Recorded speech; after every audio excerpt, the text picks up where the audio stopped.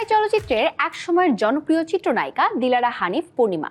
নিয়মিত বড় পর্দায় দেখা না গেলেও এখনও ভক্তদের আগ্রহের কেন্দ্রে রয়েছেন তিনি।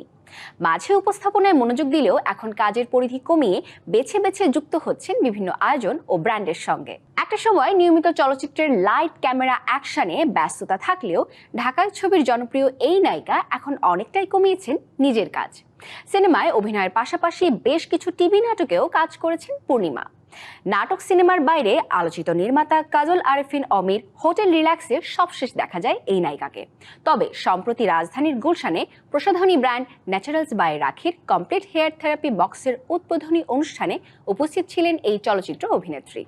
জমকালো যে আয়োজনে চিত্রনায়িকা পূর্ণিমার সাথে উপস্থিত ছিলেন প্রতিষ্ঠানটির কর্ণধার রাখি সাহা ও ভিক্টর সাহা, চিত্রনায়ক নীরব, নৃত্যশিল্পী ও অভিনেত্রী Chandni, fashion choreographer Goutam Saha, brand promoter Barisha Haque, সঙ্গীত শিল্পী লুইপা সহ শোবিজের এক ঝাঁক মডেল ও শিল্পী।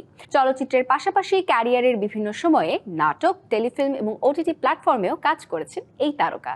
ছোট্ট একটা কিচেন থেকে কিভাবে শুরু করে এত বড় আকারে বড় পরিসরে যে একটা ব্র্যান্ড এত দূর পর্যন্ত এগিয়ে এসেছে, সেজন্য আমি রাখি এবং তার ভাইকে আমি সাধুবাদ জানাই।